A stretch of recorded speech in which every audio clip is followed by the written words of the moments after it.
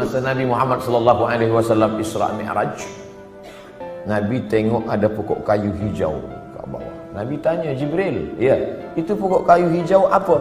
Disitulah dulu Musa bersandar manakala dia tak ada tempat berpegang. Ayah hilang, mak tak ada, istana dah tinggal, manusia tak ada yang dikenal. Kadang dalam hidup ni begitu. Allah buat kita hilang pegangan supaya apa? Supaya kita hanya bergantung kepada tali Allah bihablillah. Makanya jangan suuzon pada Allah. Puan mungkin sekarang bergantung pada suami, tak lama selepas tu mati laki. Kenapa laki aku yang mati? Kenapa tak laki dia? Aku sembahyang, aku baca Quran, aku baca Yasin, aku ikut tazkirah. Husnuzon pada Allah. Inna husni zanni abdi bi. Aku memenuhi prasangka hamba kepada aku. Mungkin Allah ingin supaya kita hanya bergantung kepada Allah semata. La haula wala quwata illa billah. Makanya perempuan yang tabah dia tak menangis. Mati laki dia tak ada nangis. Awak tak menangis? Tak, saya bergantung kepada Allah. Kenapa tak menangis? Memang saya lama dah tunggu. Sebab laki itu tak elok, jahat, tak sembahyang. Oleh sebab itu maka kita husnuzan pada Allah. Anak ada, bini ada, unta ada, kebun ada, berpegang kepada makhluk. Allah uji, Allah matikan anak, dia tetap berpegang. Allah buat unta, lembu mati, kambing mati, tetap. Allah buat pula kebun-kebun yang hijau menguning, layu mati kering, tetap juga. Tinggal seorang saja yang tempat dia bersama, rahmah. Maka disebut dalam doa orang menikah, Allahumma arham bainahuma kama rahimta baina ayyuba wa rahmah. Ya Allah, buatlah mereka berdua berkasih sayang sebagaimana berkasih sayangnya Ayyub dan Siti Rahmah. Rahmah setia. Harta tak ada, anak mati, kambing mati, tanaman kering, tetap cinta kepada Ayyub. Sampai masa ujian, di bawah ujian, jatuh serendah-rendahnya dari kaya raya, hilang semuanya, datang penyakit kulit berulat daging, tetap juga. Namun meminta kepada Allah tidak, malu dia. Ayub tak ada minta pada Allah, ya Allah, dulu aku elok, rezeki banyak, ini kenapa anak mati, tanaman mati, kering, onta mati, datang pula penyakit kulit, salah aku apa? Tak ada Ayub marah kepada Allah. Sampai akhirnya Rahmah tak tahan. Apa kata isteri Ayub? Berdoalah pada Allah Ayub, mengadulah pada Allah. Apa kata Ayub? Rabbi anni massani ad-dur wa anta arhamur rahimin. Rabbi, ya Allah, anni, sesungguhnya aku, massani ad-dur, terkena penyakit, wa anta arhamur rahimin, engkau maha sayang di antara yang penyayang. Tak ada dia mengadu, dia tak ada minta, dia hanya bercakap saja, ya Allah, aku kena penyakit. Tak ada dia minta, ya Allah, sehatkanlah aku dah tak tahan lagi dah. Dia hanya berkata, aku kena penyakit dan engkau maha sayang di antara yang sayang. Maka saat itu apa kata Allah? Urkud birijlika, tumit engkau pijakkan ke tanah, keluarlah air memancar, mughtasalun baridun, air yang sejuk, dia mandi sehat walafiat, dibalikkan Allah lagi semua yang hilang. Bersandar, berpegang kepada Allah. Tak ada jalan lain. Hablum minallah. Faqsusil qasasa, ceritakan kisah-kisah itu hai Muhammad sallallahu alaihi wasallam. Ceritakan kisah-kisah itu wahai Abdul Somad, supaya apa? La'allahum yatafakkarun, supaya manusia ni berfikir, jangan dia sangka dia saja yang diuji Allah, bahawa nabi-nabi dulu pun ujian hidupnya luar biasa.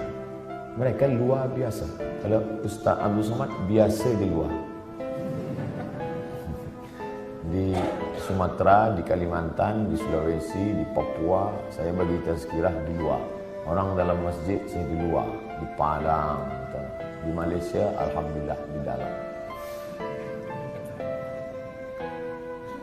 berpegang kepada Allah Subhanahu wa taala. Datang risau susah hati, kemana risau hati nak dialamatkan? Ambil air sembahyang, menghadap kepada Allah, angkat dua tangan, Allahu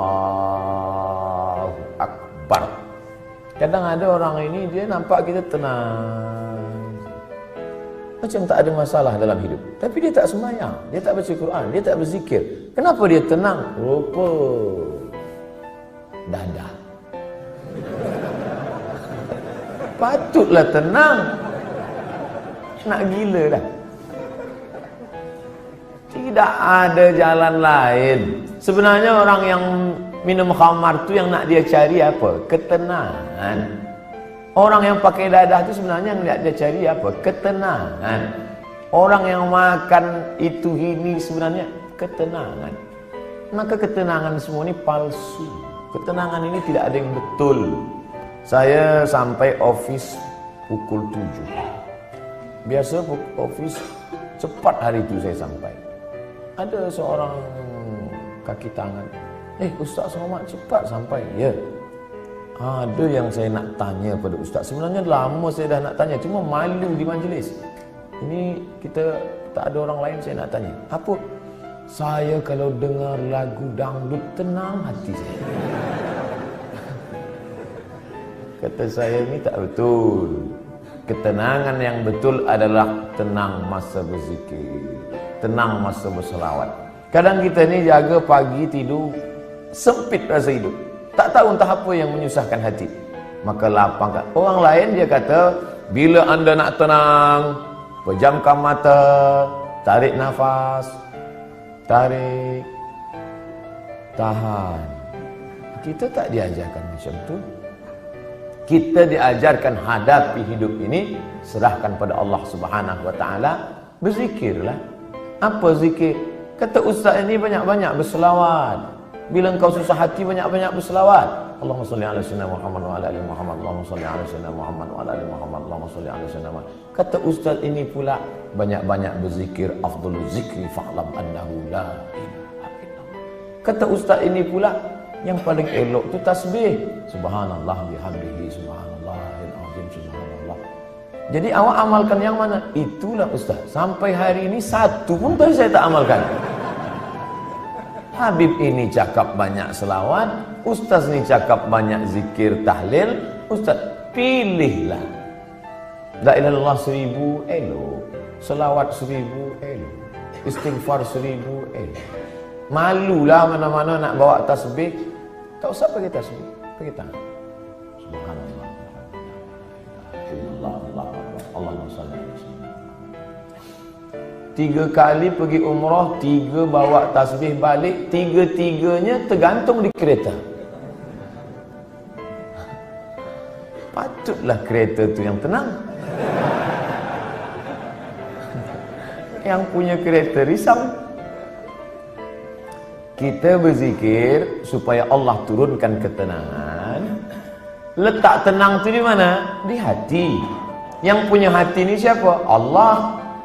Yang menurunkan ketenangan dalam hati siapa? Wallazi anzalas sakinata. Allah yang menurunkan ketenangan fi qulubil mu'minin, ke dalam hati orang yang beriman. Kadang hati itu macam kopi yang dikacau, kacau balau. Tapi kemudian manakala kita berzikir, terasa dia tenang, tenang, tenang. Pagi nak pergi ke office, Allahumma salli ala sayyidina Muhammad, Allahumma salli ala sayyidina Muhammad, Allahumma salli. Baca dapat dari rumah, makin jam, makin banyak. Kalau kita marah, mengamuk, apakah jam itu berjalan? Tidak. Mengamuk macam apa ni? Bukan dia bergerak. Kalaulah kita mengamuk dia bergerak, tentu kita mengamuk, kekejap mengamuk, kekejap mengamuk.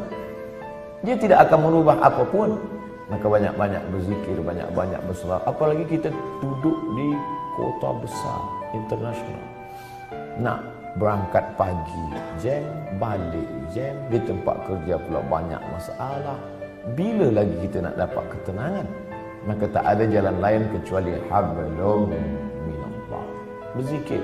Saya malu nak bawa tasbih Ustaz. Okey, ada yang sekarang pasang macam ring cincin. Okey.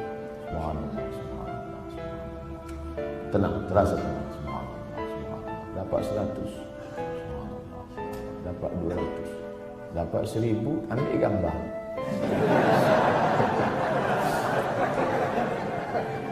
Langsung upload. Alhamdulillah dah 1000 pagi ni. Bukan itu. Kita ni beramal bukan nak tunjuk pada orang. Kita beramal untuk kita dengan Allah. Itulah yang disebut dengan hablum minallah. Merasa sunyi di tengah keramaian. Ini ramai, banyak orang, tapi kita merasa sunyi sebab kita berdua sahaja dengan Allah. Manakala kita sendiri, sunyi. Dalam kereta sunyi, tak ada orang, tapi kita pun merasa ramai. Saya Ustaz, walaupun saya balik dari office sendiri, seorang saja, tapi saya merasa ramai. Dengan siapa? Ada Michael Jackson, ada Bryan Adams. Bukan dengan dia, tapi kita bersama dengan Allah. Hablum minallah. Kira-kira orang-orang soleh itu apakah tak ada takut dalam hatinya? Sahabat-sahabat Nabi itu apakah tak ada risau dalam hati dia? Abu Bakar Siddiq bukan tangguh, dekat dengan Nabi SAW, berdua. Orang pertama masuk Islam lelaki Abu Bakar, perempuan Khadijah, budak kecil Sayyidina Ali, hamba sahaya. Ini orang paling dekat dengan Nabi. Tapi manakala dia berada di Jabal Thur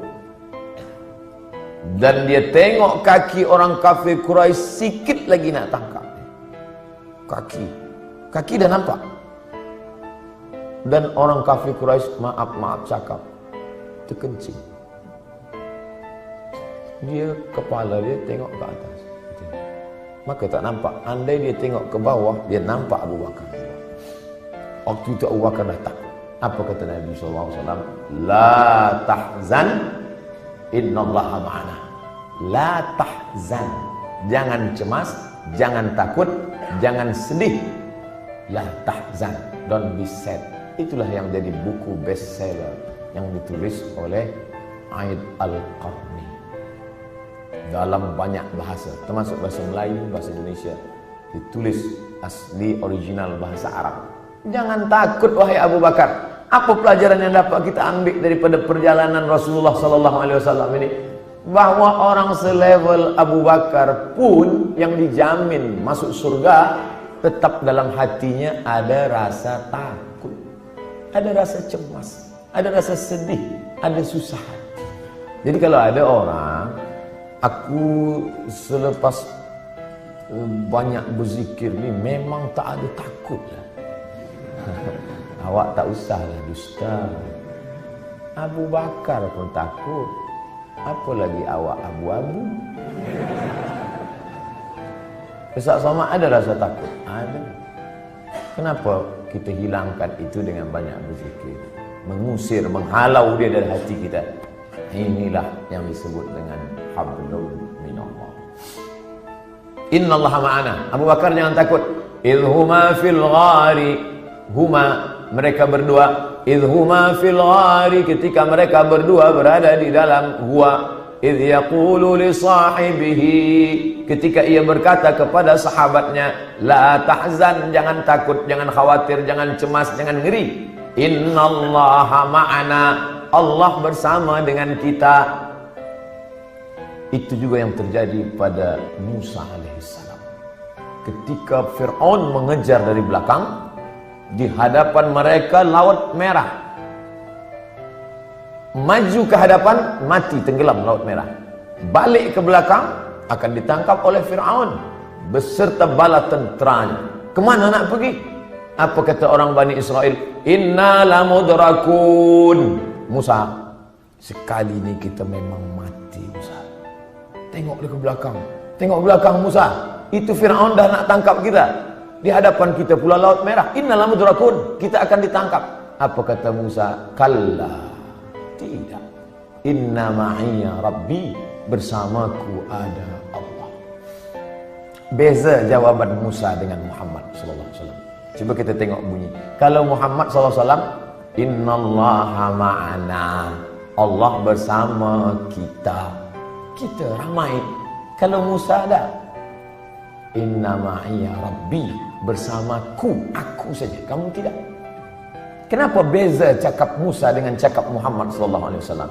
Kerana sahabat Musa berbeza dengan sahabat Muhammad. Sahabat Muhammad ketakutan. Orang yang ketakutan, kita bagi dia semangat. Jangan takut, Allah bersama kita. Sedangkan sahabat Musa, mereka menakut-nakutkan saja. Musa nampaknya tertangkap lagi tadi. Kira-kira sahabat Tuhan selama ni sahabat Musa ke sahabat Muhammad? Bila kawan kita itu ketakutan, pakai jawaban Muhammad SAW. Aku ni takut Ustaz. Macam mana nanti bila aku ditangkap, dibunuh? La tahzan, jangan takut. Innallaha ma'ana, Allah bersama kita. Tapi bila ada yang takut-takutkan saya, Ustaz, nanti Ustaz akan ditangkap, Ustaz akan dibunuh, Ustaz akan diculik, kalla, sekali-kali tidak. Inna ma'iya rabbi sayahdin, bersamaku ada Allah, bersama kamu tidak.